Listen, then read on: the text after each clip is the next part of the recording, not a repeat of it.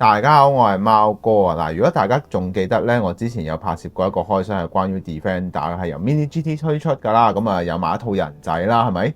咁啊今次咧 Mini GT 咧又再出多另一款車係 Range Rover 嘅，咁究竟咧呢兩款車有啲乜嘢唔同啦？咁啊亦都講下究竟呢部車會唔會又係 CP 值爆標之選呢？咁啊我哋今集就會嚟睇下啦。記得喺影片開始之前咧 CLS 開啦。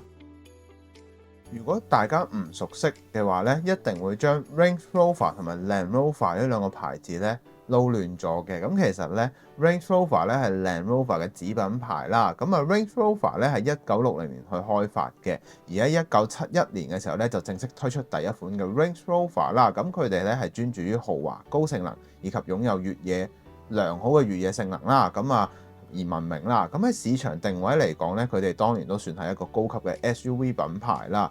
咁其車身設計嚟講咧，都可以話係制定咗日後嘅一啲 standard 啦。咁啊，而當時嚟講咧，佢哋嘅同期對手包括有 Jeep 啦同埋 Ford 嘅。咁啊，車身亦都首次採用咗一個鋁合金車身啦，以及一個4驅嘅系統啦。咁啊，最近咧亦都係2020年嘅時候咧，更加推出咗一個50週年嘅藍色嘅一個特別版本啦，咁可以話呢部車咧，絕對係 Range Rover 一個標誌性嘅見證嚟嘅。咁好啦，我哋一齊嚟睇下成架車嘅整體結構啦。好啦，大家已經見到呢一部車啦。咁其實成架車嘅車身高度非常之高啦，一眼就當然係睇到佢嗰個車身高度，而形成咗一種感覺就係佢係越野車嚟㗎啦。咁成架車嘅整體輪廓咧，有別於而家我哋現今嘅一個流線型嘅設計啦，係變得成架車方方正正成個盒仔咁樣啦。嗱咁啊，呢一隻黃色咧，相信即係對於呢個牌子嚟講亦都唔陌生，亦都係一個好標誌性嘅顏色啦。咁今次喺噴塗上面咧，Mini GT 咧採用咗代號為帕哈馬高嘅一隻少少金得嚟帶黃色嘅一款顏色啦。咁啊，整體嘅刻畫嚟講咧，喺噴塗上面咧，雖然佢係素色啦，咁喺嗰個順滑度嚟講，亦都係相當適中啦。咁由於佢大面積嘅關係啦，令到你整體嘅車身線條咧，亦都係較為突出嘅。咁啊，我哋會由頭講到落尾啦。大家會睇到咧，點解？好似有唔同色喎？點解佢好似有內部嘅分件顏色咁樣嘅咧？咁我哋陣間咧都會一次過講嘅。咁我哋先從車頭嘅部分講起先。好啦，咁我哋由車頭嘅部分講起先啦。咁其實咧，整體嚟講個車頭咧，有別於過往嘅一啲流線型嘅設計啦。我自己咁睇啦，我好少睇一啲咁方方正正嘅車，成架車好似個盒咁啊！即係再講一次啦。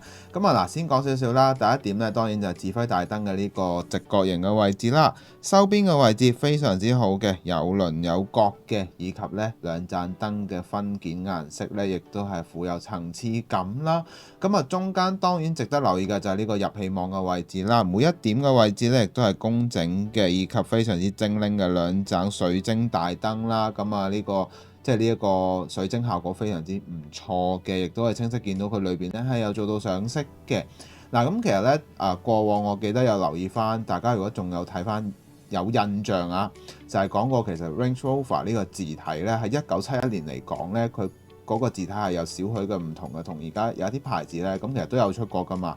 咁但係咧，佢嗰個字體上面咧Mini GT 今次喺呢一個位置拿捏得非常之準確，可以話係字正腔圓咁話啦。因為尤其個 G 啦、R 啦，同埋一個V 呢個字咧，亦都有少少唔同嘅，咁啊一模一樣嘅，同原裝嗰一款係。咁啊，另外一樣嘢啦，頭泵把嘅呢一個少少嘅銀色嘅位置啦，個金屬感亦都做得相當之唔錯啦。咁啊，最後嚟到呢一個車頭冚嘅部分啦。車頭冚除咗呢兩粒窩釘咧有做翻足之外咧，值得留意嘅係從一個咁樣嘅角度睇到咧，45度角輕輕咧，就睇到呢一個位置咧有個凸起嘅位置啦，車頭冚嘅少少凸起嘅位置咧，呢一個位置亦都係相當之唔錯啦。突出度嚟講唔會話過分刻畫嘅呢一個位置啦。咁由於今次咧呢個 Range Rover 呢一架1971年嘅版本嘅玻璃非常之明亮啊、通透啊，令到你可以好清晰咁睇到內部嘅設計啦。咁我哋陣間都會講下啦。咁啊好得意嘅，今次呢個佢真係有還原到係裏邊嘅位置，採用咗一個啡色嘅位置啦。前面中控台就用一個灰黑色嘅方法去做嘅。嗱，水背亦都有包啦。咁啊大致係咁啦。嗱，另一點係咩呢？就係呢個我哋叫做前面嘅呢個側鏡嘅設計啦。咁啊嗱，當然真嗰個就非常之幼細啦。咁為咗 Mini GT 咧，為咗減低佢嗰個破損度咧，就選擇用咗一個粗少少㗎啦，咁但係都冇辦法㗎啦。咁另一點啦，嚟到車前面沙板嘅部分啦，由呢一條車身嘅呢一個我哋叫雜骨線啦，咁呢條咁有硬、非常之硬朗嘅一條骨感線條啦，係由車頭一路伸延至去車尾嘅。咁呢一條線咧，亦都係令到日後嘅 Range Rover 咧，亦都係成為咗一條好著名嘅一個車身線條嘅美學設計啦。咁啊呢一度亦都係好明顯咁見到啦。咁第二點啦，當然就係呢兩粒渦釘嘅位置啦。咁呢個位置其實係一個佢哋嘅一個又係一個招牌嘅設計嚟嘅。咁喺呢一度咧，亦都係有得以保留到啦，突出到而且咧唔會話出現一啲所謂嘅積油嘅現象，即係佢噴得太厚呢啲位置有堆積一啲油嘅情況啦，係冇嘅。最後 logo 亦都係清晰啦。好啦，咁我哋又講下車側嘅部分啦。好啦，嚟到車側嘅部分啦，嗱，整體成個架構咧非常之方方正正，好高大啊！咁呢個車頂咧，令到整體成個玻璃嘅闊銀幕嘅感覺啊，有一種係啦。咁嗱，呢一種車身嘅雜骨線條咧，咁喺呢一度亦都非常之清晰啦。咁亦都咧呢一個小小嘅呢一個，我應該叫佢做一個開門嘅位置啦。咁呢度咧就做咗個上色啦。咁但係如果可以再做好啲呢啲位置咧，可以有可能少少坑紋嘅紋理設計咧，亦都會唔錯啦。嗱，嚟到兩邊嘅我哋叫做輪拱嘅位置啦。車鈴嘅部分咧，同呢一個輪拱嘅位置咧，亦都係適中嘅。咁啊，值得留意嘅部分咧，當然就係呢一個車鈴嘅部分啦，同原裝嗰款係一模一樣嘅。更加係胎紋方面，亦都有去用心去着力去做嘅。嚟到車底嘅部分啦，咁呢個當然亦都係 Mini GT 非常之招牌嘅一個一直以嚟比較招牌嘅一個設計啦。咁啊呢度亦都睇得清楚，喂，當年嘅一啲機件嘅行走路徑係點樣嘅。咁啊好啦，另一點咧，亦都嚟到後面呢個後沙板嘅位置啦。咁其實咧呢個亦都係佢哋非常之招牌嘅一個我哋叫鯊魚腮嘅位置啦。咁但係呢度咧就用咗一個印刷嘅方法嚟嘅，就較為簡約啦。咁車頂呢一個位置咧，亦都有每一條線嘅坑紋處理咧，亦都係相當唔錯嘅，工整有力啦。嗱，我自己咁睇啦，其實咧呢一種感覺咧，我唔知大家有冇印象有另一款車咧係好似係咪 Toyota FJ 嗰個效果咧，個車型咧係有少少似嘅，即係舊款嗰款啦。咁啊個蒸水位啦，咁亦都另一邊咯喎，另一邊亦都夠另一個好重要嘅蒸水位係咩咧？就係呢一度入油位置啦。佢係有做到入油嘅，而且咧係有分件分析嘅，呢個位置亦都係非常之靚啦，有做到上色，立體度亦都十足啦。嗱，整體嚟講相當之唔錯㗎啦嚇。好，咁咧我哋講晒兩邊嘅位置啦，我哋講下車尾嘅部分啦。好啦，嚟到車側嘅部分啦，我哋先嚟測試一下呢一部車可唔可以推得順咯喎。都唔錯嘅，大家睇到個效果啦，都係順嘅。好啦，嚟到車尾嘅部分啦，咁其實咧成個車尾後嘅擋風玻璃位置咧非常之大之餘咧，我哋首先陣間我哋先睇內籠啊，大家一定會問我，喂，嗰嚿咩嚟嘅？嗰嚿咩嚟嘅？咁陣間會睇到嘅。嗱，咁其實咧整體嘅車架嚟講咧，我哋首先講兩邊嘅尾燈嘅位置啦，採用咗多色設計嘅，會見到明顯嘅唔同嘅立體感啦，而且係真係有分色嘅，有紅啦、橙啦，以及倒車嘅呢個銀色咧，全部泊車銀色咧都有做晒啦。咁啊舊裝嘅 Range Rover 嘅舊裝 logo 咧，依然都係有細節保留到啦。另一點嘅位置咧就係呢個倒車鈎嘅，即係呢個叫咩？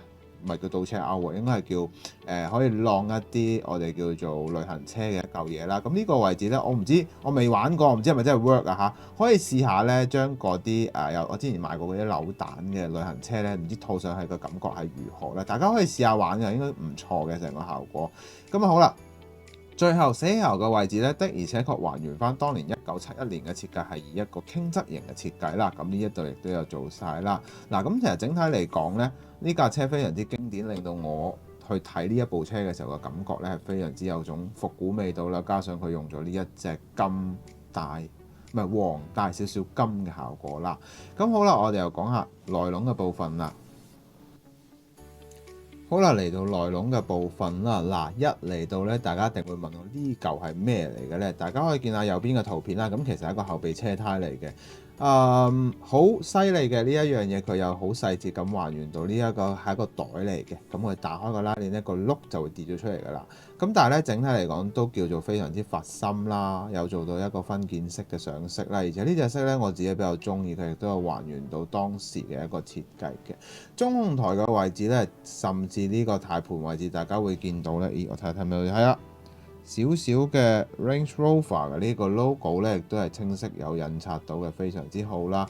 咁啊，非常之硬朗，又有擁有呢個越野嘅感覺喺呢一個位置啦，非常之我自己咁睇啦。基本上今次呢個係唔使上色嘅，因為佢地台位都仲係啡色嘅。咁我哋成個感覺咧出晒嚟啦，簡約嘅線條，非常之 raw 啊，真係好特別嘅一個感覺，因為過往我睇舊車咧，我自己咁睇，我睇舊車就可以睇到裏邊嘅內裝設計啦。咁但係嚟到呢度亦都非常之清晰啦。咁啊，好特別嘅，即係我唔識點講。總之就係原來時代嘅進步咧，係一路係會帶住無論設計美學嘅嘢啦，或者各樣嘢都會有所不同啦。